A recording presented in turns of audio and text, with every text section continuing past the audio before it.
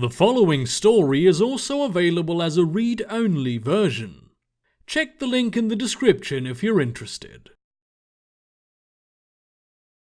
Plaques of bark from the bao-dai trees crunched under the general's boots as he walked through the forest.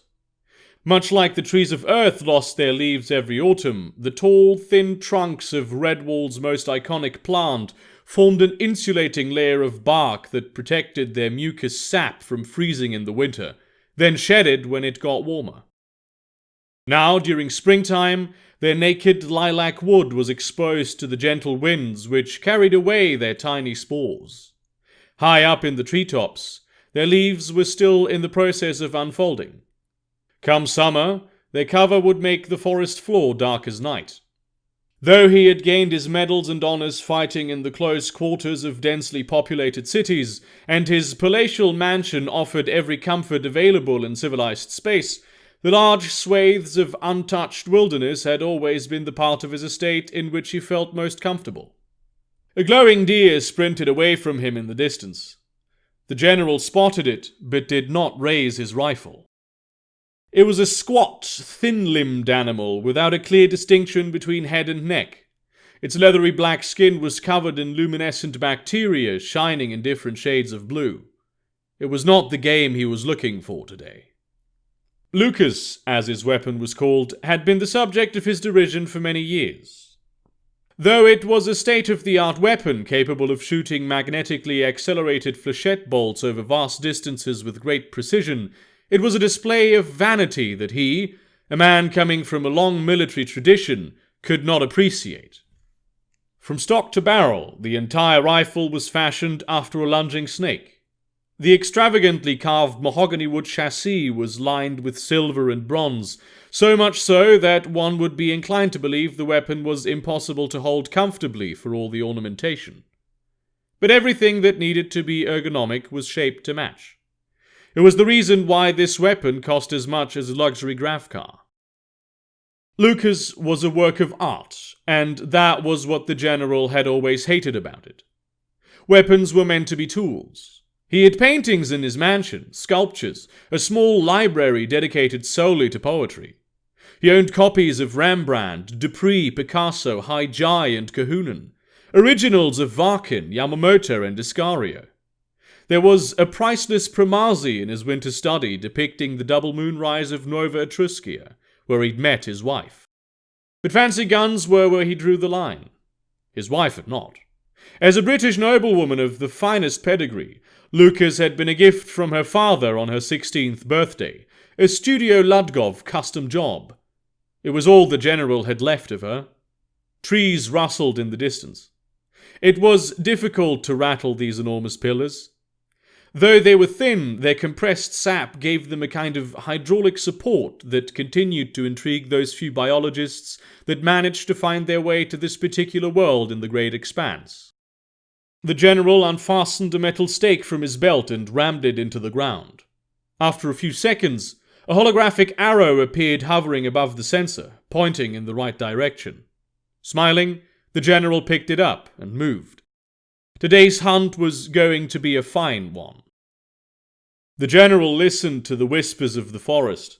A swarm of sapsappers were licking the fresh spring sap near the treetops, their featherless wings hugging the bao-dai trees.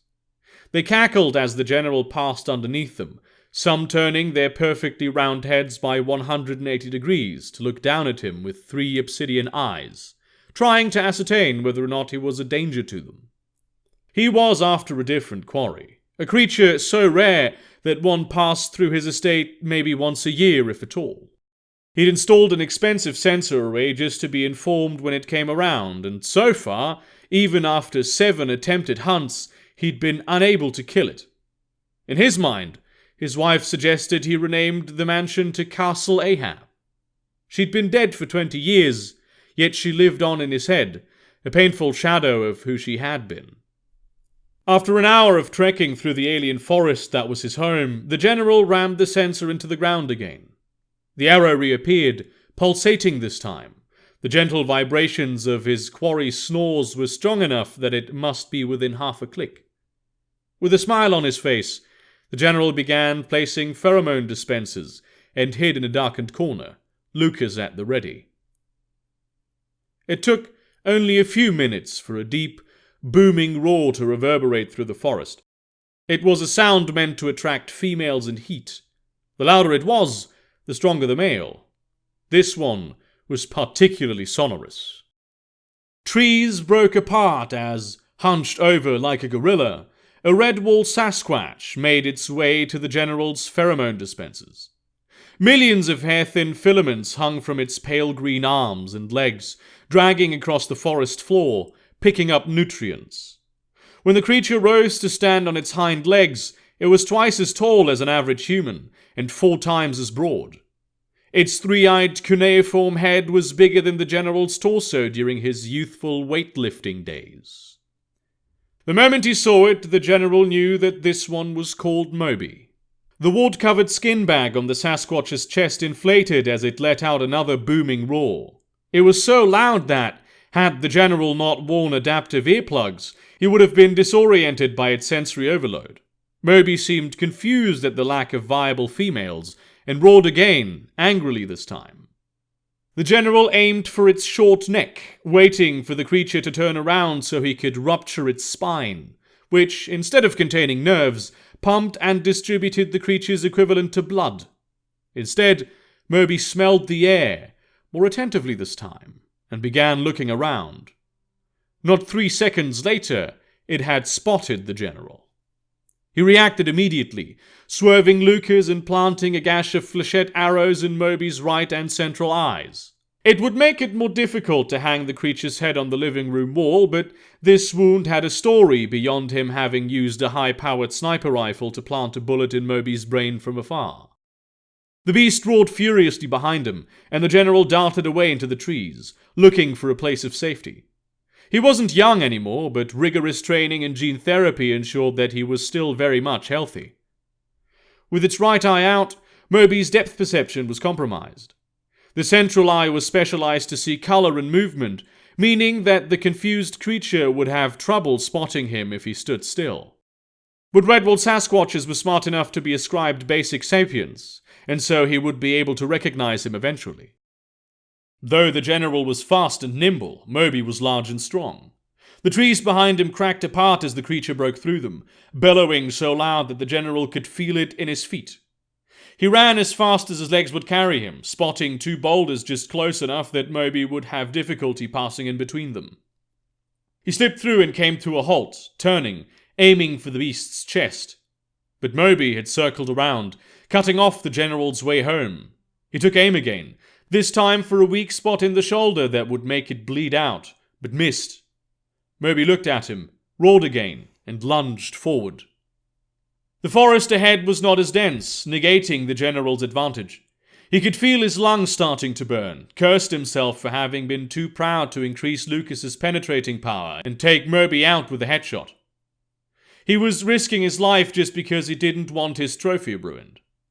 Maybe he was imagining it, but he could feel the monster's hot breath on his neck. Even though Moby's mouth was tiny, the general's animal brain pictured it as being huge, full of impractically sharp teeth, and covered in long strands of spittle. He didn't recognize the hill at first. When his mind had a moment to not think exclusively about survival, he realized where he was. If he was going to die here, at least it would be romantic. The general tripped, fell, rolled over his shoulder. Moby was too large to come to a halt, so it jumped over him with little effort. Had the general not rolled to the right, he would have been crushed by the monster's weight. Now all he had to do was fire faster than Moby could turn around. Without even fully perceiving or rising farther than his knees, the general aimed where the monster's back would be and pulled the trigger. 6 flechette arrows hit along an almost perfect line, and Moby's spine burst open like an overpressurized gas canister. It didn't even let out a final roar, but simply collapsed onto the ground, wheezing helplessly. The general took a deep breath. On the crest of the hill, 2 rectangular plates of black stone lay on the dirt. For a moment, he saw his wife again, the assassin's bullet tearing apart her chest as she threw herself in front of him. Bullets that had not been meant for her. Bullets that were a punishment for crimes she had never committed, but for which he was very much responsible. Before he knew it, he was standing at her grave. Lady Isabel Etheldred MacDure, born 14th of April, 2825, died 12th of April, 2875. Served as colonel in the Federation Praetorians. Her sacrifice is never to be forgotten. Semper Vigilans. It was the very spot where they'd been married. Just like every time he came here, the general started to quietly sob. It was why he avoided this hill. The grave next to hers was empty, and had been for 20 years. He would never see it filled. Incosi Themistius Saxifrage, born 7th of January, 2822. Served as general in UTF ground, hero of the Agola War. Fortitudine Pugnis. The general kissed his wife's grave. He was glad she had seen him do this. If you liked this story and would like to hear more, please do subscribe to the YouTube channel. A new short story is uploaded every Wednesday, and there will occasionally be another one in between if I find the time. Thank you very much for listening and have a great day.